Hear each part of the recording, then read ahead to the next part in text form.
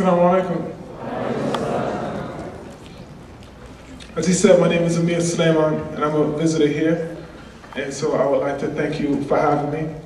And I do poetry, if you haven't heard. And this is what I do for a living. What will make this very special for me is if this was more of a conversation than a presentation. So I would like it not just to be an occasion where I'm just talking to you the whole time and then you're quiet and you wait for me to be finished. I would like for you to engage. So if you have questions or if you have comments or anything, I want you to feel free to express them. Inshallah, just no cursing or throwing things, but other than that, inshallah, we'll make space for it.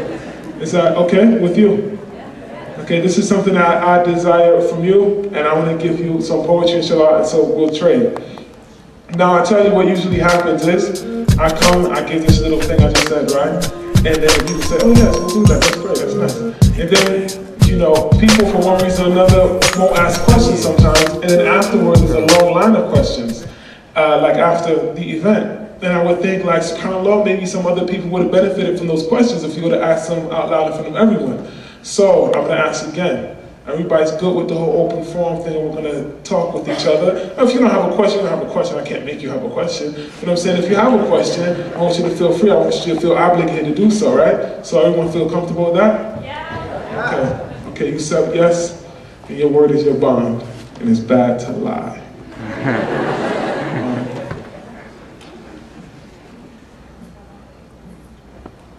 They say that the Lord will come like a thief in the night. Perhaps the Lord will come in the things that are right, in the things that we bleed, in the things that we read, in the things we recite. Maybe they're afraid I'll spit fire in these kerosene streets to ignite, or that I'll spit water in these barren streets to give life. And I've learned that the thing that pulls the fiend to the pipe is the same thing that pulls a human being to the light. The love of love, a means to cope. So I try to inhale their dreams and exhale hope. Homeboy said, man, the people either fill it or don't. So you can inhale their dreams and exhale hope, but you better chew coca leaves and spit out dope. And that reminded me of a passage, and I quote, Allah will not change the condition of a people until they change the condition as what's within themselves. End quote. Inshallah, I won't falter. Steady rocket Gibraltar, swift traversing waters, verses I've authored, I offer as a solemn sacrifice upon the altar in order to alter the current conditions of our sons and our fathers. And they say we need more black mayors and black lawyers. I say we need more black mayors to win Grammys for singing songs about our daughters, because we are caught in a culture of defeatism, worshiping victims and martyrs. We are not victims but victors. We but witness our honor, our brilliance, our resilience, and our beauty is farther than pimping hoes, tricking dough, Gucci and Prada. From South Street to Simpson Road, we are shook in the trauma of terrorism that precedes Al-Qaeda and Osama. Forget Bin Laden, Ben Franklin enslaved my great-great-grandmama, comma, great-great-grandfather, comma, indigenous nations of reservations, comma, who are caught in a coma, sleep. So the truth will have to come like a thief in the night. But if you're awake, you'll hear it in the things that we write, in the things that we bleed, in the things we recite. And because the truth will come like a thief in the night, being awake, I've learned, is the meaning of life.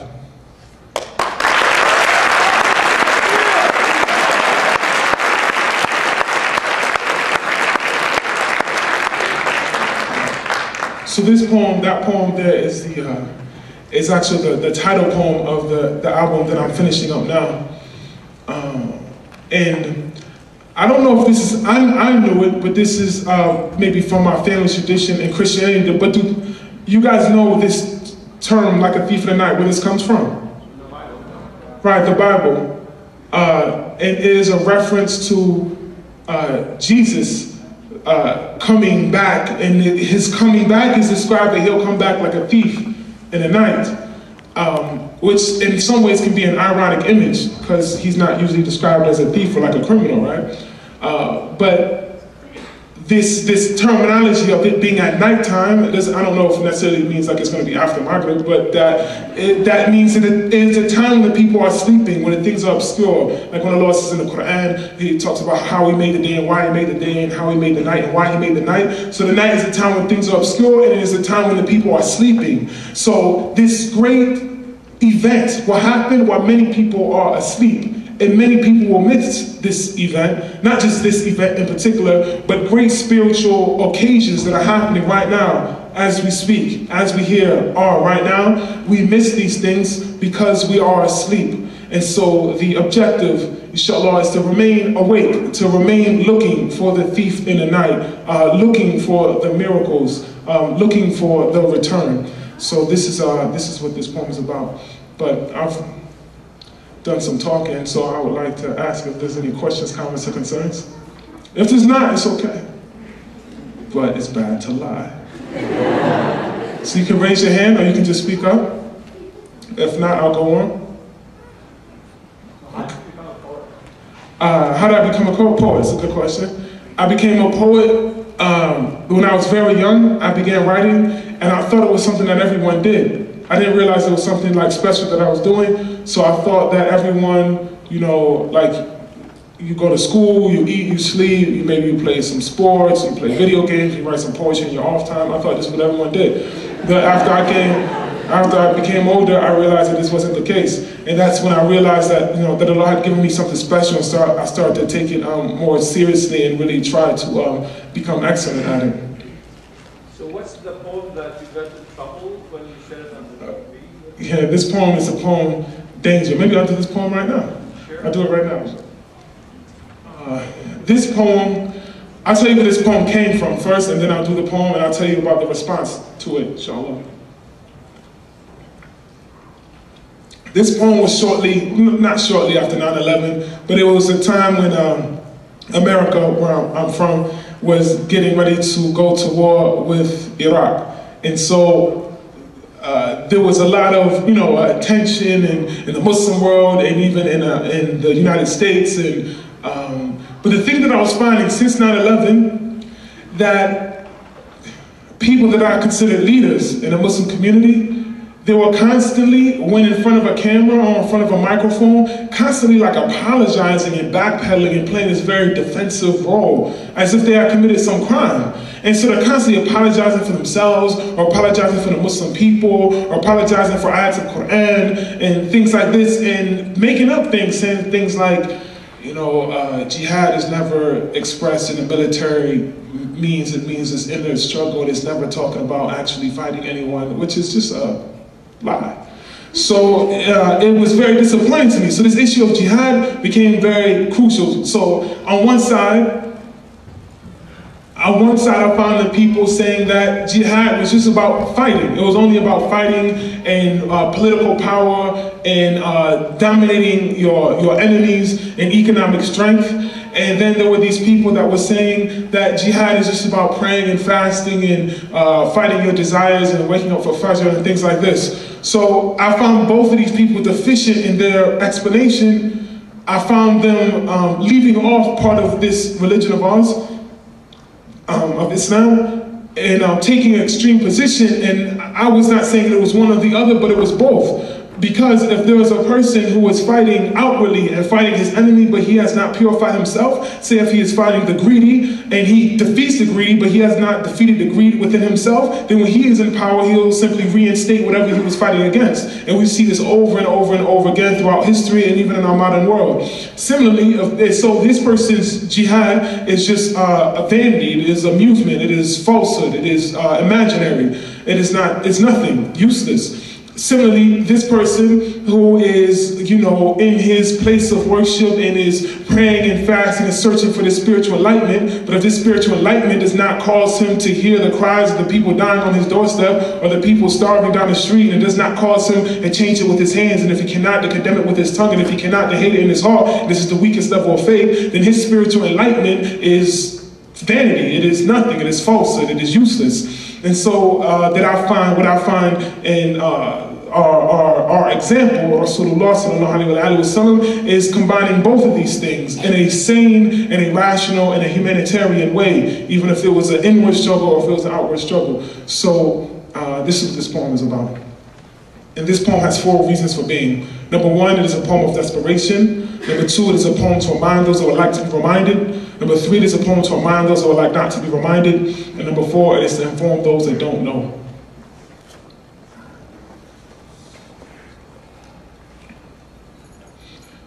I am not angry, I am anger.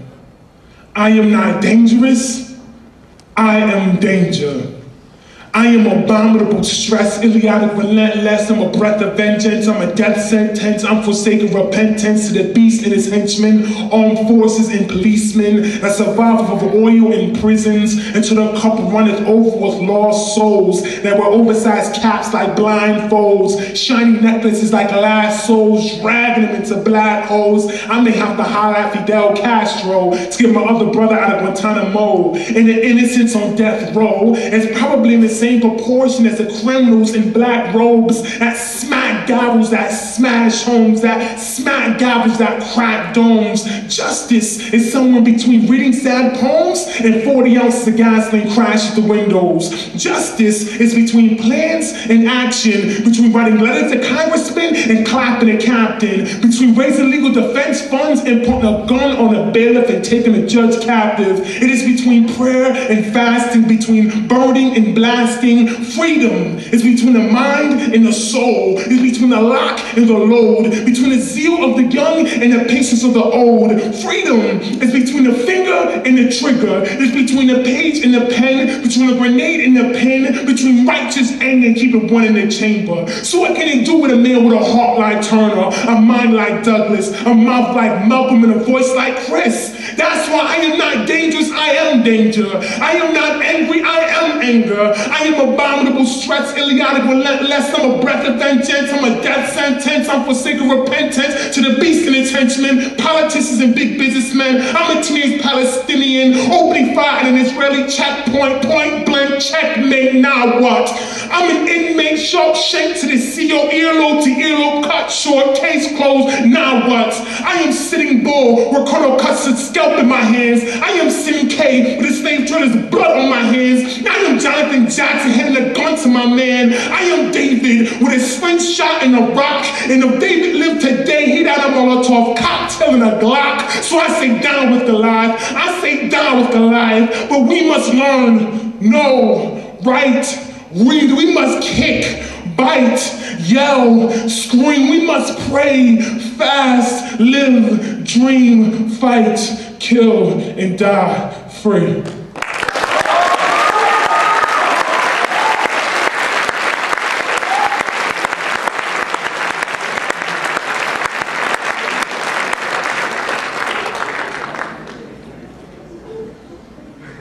So after this poem, is when some of the problems started. They're not really problems. Well, first of all, so I'm invited on this show by Russell Simmons. Maybe some of you know who he is, right? Russell Simmons is big, like the godfather of hip-hop music. This is the term that he's used to call. So he has a show called Deaf Poetry where poets come and perform on his show. And so they invite you, like they hear about you, you send in a tape or something like that, they hear about you, they call you to come and perform it, and they tape it and broadcast it. And so I was called on the show, but they don't tell you what poems that you have to read. But the producer of the show liked one of the poems that I wrote called Eve Amongst Beasts, and maybe I'll do that poem later. But it's kind of this poem about this man and this woman, and it's nice. I like the poem, but I'm thinking, I have 2 minutes on national TV. Is this what I want to talk about, right? So I feel like I wouldn't want to talk about something that maybe no one else on the show is going to talk about in order to make sure this message gets out.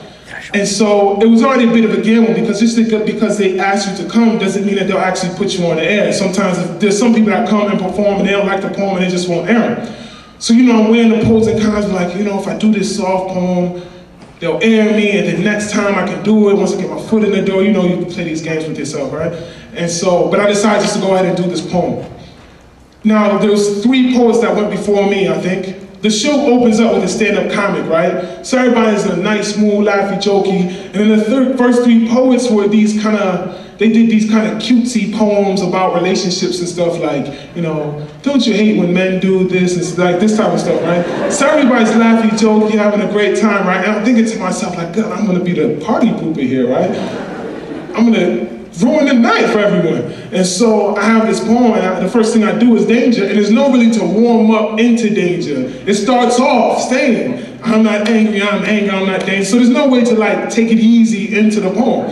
And so then I started kind of wanting to change my mind, like, man, maybe I shouldn't do that poem, whatever. So I come out on the stage, and my heart is pumping. I got one of the lavalier mics on like this, and I feel like the people could hear my heart pumping. It was beating so hard. So I come out, like I'm standing here, and all the people are smiling, waiting for me to tell a joke or something, and I'm thinking to myself, I don't have any jokes. And so I figure, well, just go 100% with it, because that way you won't regret it. But if I kind of punk out, then I'll regret it forever. So I say, I'm just gonna go. So I just go and do it. And everyone is very still and very quiet for a long, I mean, the poem's only 2 minutes, but it felt like a long time. Everyone was really still and quiet. And I'm thinking, this is either going very well or this is going very poorly. And I get to a line, I can't remember what the line was.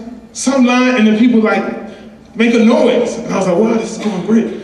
And I finish the poem, and the people stand up, and Russell Simmons comes backstage, and thank you, we're so blessed to have you here. And so I couldn't believe it. So I was thinking that I was doing something, I thought when I wrote the poem and when I was gonna do the poem, I thought I was doing something really brave. I say, you know, I'm gonna speak the truth in front of a tyrannical ruler. This is the best she had. I don't care if they don't like it. I'm gonna do it anyway. You know, if they don't air me out there, I'm doing something brave. And literally, they all stand up and start clapping. It reminds me of this cartoon. I don't know if you even have this cartoon. Do you have this cartoon called The Boondocks? You know what I'm talking about? It's a comic strip, but it's also a show on Comedy Central or Cartoon Network or something. So anyway, I'm really diverging here, but I'm gonna get to that FBI thing in a second, right? So this is about this family of black people that live in the suburbs in America, right? So there's a grandfather and there's two little boys. One of the little boys actually was like me when I was growing up. He's like, I don't know, like maybe 9 or something. But he's this real hardcore, revolutionary, power to the people, extremist black guy in this white neighborhood, right? So he's always causing problems and stuff. So then the episode starts out, he's having this dream. And he's at this garden party, and I didn't know what a garden party was before, so I'm gonna say what it is just in case you guys don't know. It's like a very rich person has a garden, and they invite people over, and they eat cheese and drink and talk and stuff. It's called a garden party. So he's having this dream, and he goes to this garden party, right? And so he gets on the stage, and you know, like, I'd like to have your attention, please. And he says just 3 things. He says, I hope I can remember them correctly. If anyone's seen this episode, you can correct me. He says, Bush planned 9/11, Ronald Reagan is Satan, and Jesus is black, right? Just only these 3 things, nothing else, right? No explanation or nothing. He gets up, he says, you know, excuse me, you know, Bush planned 9/11, he's this little boy, Ronald Reagan is Satan, and Jesus is black. And so what happens is all these rich white people go crazy. They're like, oh my God, so they lose their mind, they start turning over tables, it's like riot happens, they lose their minds, right? They start fighting each other and burning stuff, it's crazy. So he wakes up from his dream, it was just a dream. But anyway, later in the episode, his grandfather's really invited to a garden party. So he goes to this garden party for real, right? And so he does the same thing that happened in the dream. He gets up and says, you know, Bush planned 9/11, Ronald Reagan is Satan, and Jesus is black. And all the white people say, oh, he speaks so well, and they start clapping. And he's like, did you hear what I said? Jesus is black, right? And they all just keep clapping, oh my God, let's hear more. You know, they all kind of put their hands underneath, oh, he's so cute, like that, right? That's like my whole career. So I'm thinking I'm writing this stuff that's gonna be horribly offensive and I'm doing this great thing. But then in terms of everyone loves it, they invite me on TV, invite me all around the world, and Russell Simmons and other people like love my poetry. But the only people who haven't let me down is the FBI. So they don't like it. So 6 days after my poem aired, they came by my mother-in-law's and they came by my apartment. I was in California, they found me in California, and I was living in Atlanta. and they went by my place in Atlanta in the school at which I taught. I was teaching high school, and visited some of the friends that I knew and asked about me and stuff. And they were asking questions like, you know, is Amir's poetry anti-American? Which I thought was a strange question for two reasons. One is, I'm not prejudiced. If they give me $10, I give them a CD like anyone else. So whatever they would like to know about my poetry, if they want so cheap, maybe they just give me the money, I give them the CD, and they have all the evidence they need. But then the second thing is, why it was strange to me, is that, like that poem that I did, and the other poems that they don't like, I never say the word America. I never say this thing, I never say the word George Bush. I talk about devils, oppressors, tyrants, and they show up. Like, they were talking about us. I said, I didn't say anything about you. I was talking about tyrants. So this thing went on for a little bit, and at first I was keeping it to myself because it was like a little, you know, I was a little concerned. I was like, you know, the feds are following me around and stuff like that. So I consulted some people that had had dealt with this, older people that were in different struggles with Martin Luther King or Malcolm X, Rahimahullah, or, you know, Imam Jamil Al-Amin, may Allah free him, and, you know, different people. And they were saying, no, you have to talk about it everywhere you go, because this, for the community to be aware of it, is a source of power and strength and defense. It is a means, there's a shield for you. If you keep it to yourself, then you are indeed exposing yourself to whatever they want to do. They can just make you disappear and no one would even ask where you were. So I began talking about it, and the more I talk about it, the less I hear from them, actually, so it's working out well. So I wrote this statement called the High Cost of the Freedom of Speech. And it was an essay that I wrote as a public announcement and gave it to some press and stuff like that. And the reason I wanted to write it, one, was because of the advice that I got, and I wanted people to know about it. But two, and maybe even more importantly, I didn't want anyone to be afraid for me or for themselves. I didn't want, like, other poets that I know to say, you know, I'm just gonna just write love poetry from now on, because look what happened to Amir. Nor did I want people to be, to misconstrue my position, because my position is not that I'm an American and I was born in America and I have the right to speech and I'm petitioning for my right to speak, or I'm protesting for my right to speak, or I'm gonna engage with them for my right to speak. Because this is not my position. For surely, without doubt, my right to speech is given to me by Allah Ta'ala, and me speaking is sufficient as proof that I've been given the right to speak. So it is a way for me to debase myself, to humiliate myself, to dishonor myself, to go to these people and ask for my right to speak as if they have the right to give it or revoke it. So they have no power whatsoever. For me to lower myself and have to request something that they cannot offer is a way for me not only to dishonor myself, but dishonor my relationship with Allah, or the gift that Allah has already given me. So this issue of right to speech is finished. It is truly, in the language of our documents, it's an inalienable right? It's not just inalienable, it's not something that can't be taken away just by the rule of law. It cannot be taken away by any government. We can only relinquish our right to speech. We can only surrender our right to speech, but they cannot take it away from us. So it was a way for me to let people know about how I felt, and to encourage the people not to lower ourselves to these people because they only have the pretense of power. The power that they have is imaginary power. For as we know in our book, it says that the truth has come and the falsehood has vanished, and falsehood by its nature is a vanishing thing. Or the truth has comes and knocks the brains out of falsehood, right? So this is our position. So if we are with truth and we are indeed sincere in truth, then whatever they come, rise and falls, wax and wanes, comes and goes, because it's false, and the falsehood by its nature is a vanishing thing. So it was just a reminder for myself and for all of you that our rights are with Allah Ta'ala. What about their right to insult our prophet? Oh, this is an important thing. SubhanAllah, I hope I don't talk about it, someone burn something down. So we're going to take it real easy, okay? All right. Now, the dilemma is, it's a couple dilemmas in the cartoon thing. One dilemma is, in the Muslim world, it is hard to imagine a place where the government doesn't have control over the press. So they petition against the government, and the government is saying it's not us. But it's hard for a Muslim to accept this. It's like it's like if I'm out somewhere and someone's child just decides to like pee on my car or something. And I'm looking at the parent like, would you tell your child to stop peeing on my car? She's like, it is our policy not to tell our children what to do. I'm like, what are you talking about? Stop them peeing on my car. So I'm not even angry at the child per se. The first one I'm looking to is their parent. But they have this thing of freedom of press. Now, however, the other major problem is this double standard. For during the same time and the same, very close to each other, someone else in, I think it was Germany or Austria, gets sentenced to prison for saying that the Holocaust either didn't happen or saying there were no gas chambers. He made some criticism about the Holocaust, and they put him in prison. And there are more than one imams in London who have been arrested, and there's the charge, it's not even a pretend charge that they have a conspiracy of building bombs or some terrorist act, but the actual charge is their speech of they have said things that we deem illegal and we will put you in prison. So then the Muslim world is looking like, well, you put this person in prison, this person in prison, this person in prison for what they have said, but you, all of a sudden, this freedom of speech thing becomes very precious to you over this issue.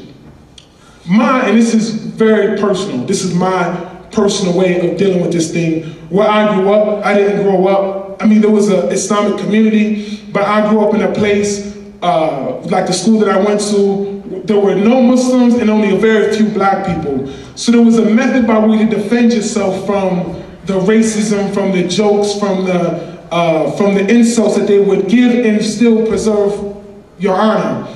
So some people's sense of humor is to instigate a response because they want to see something. They find pleasure in seeing people lose their temper. And they feel like whatever happens after that, they have won. And so I've learned dealing with these type of people that the best method is not to take the high road in a way that I mean like, oh, it's okay, or laugh along with them or anything like this. But sometimes for us to expose ourselves becomes a way to further, they will use it to further try to humiliate us. They don't, again, just like the right of speech that we have been given, they don't have the right to do this. Again, by Allah, I don't care what the law says, I don't care what these men have written on papers and what these people have created in their little rooms and their meetings, and they talk about what is lawful and what is unlawful. They sit in the room and say this is halal, this is haram, this is halal, this is haram, or for their own desires, or for their little, consultation with people that have no knowledge of the book, the akhirah, the angels, the prophets, or nothing. So I know their papers mean nothing to me concerning issues like this when Allah has already put something clear. So I say unequivocally, no, they don't have the right. Under their constitution, I'm assuming they have the right, but I'm saying under the law of Allah Ta'ala, under the divine law, under the law of God, no one has the right to desecrate any of the prophets. So you will never find the Muslims drawing pictures of Jesus or Moses, may peace and blessings be upon them, and their families, and making jokes of them. They'll make jokes of the Jews.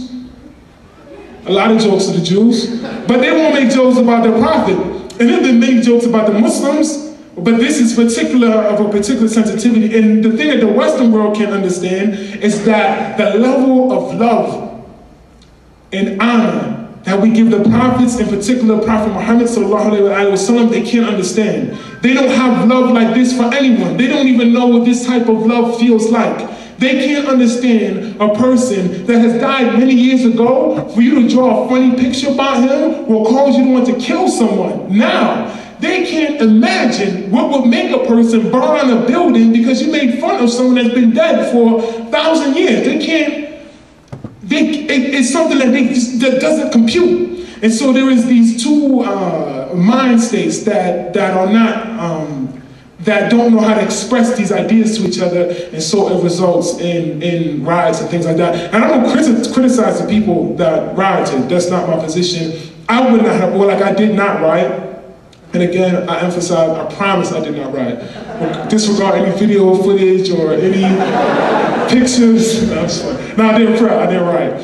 But I don't criticize these people for rioting, because sometimes there needs to the people need to show how offensive the thing is. For my people, ethnically, black people in America, we have rioted before. And this is not because it is the most high-minded thing to do, but because sometimes if people feel disenfranchised, they feel like they don't have a voice and there's no other recourse, and they go to the streets in this manner, and then people pay attention, like, oh, maybe we shouldn't do that again. But otherwise, they just think it's cute and funny, and nobody really cares. So I do not criticize the people that rioted, nor do I criticize the people that did not riot. And that was a very long answer.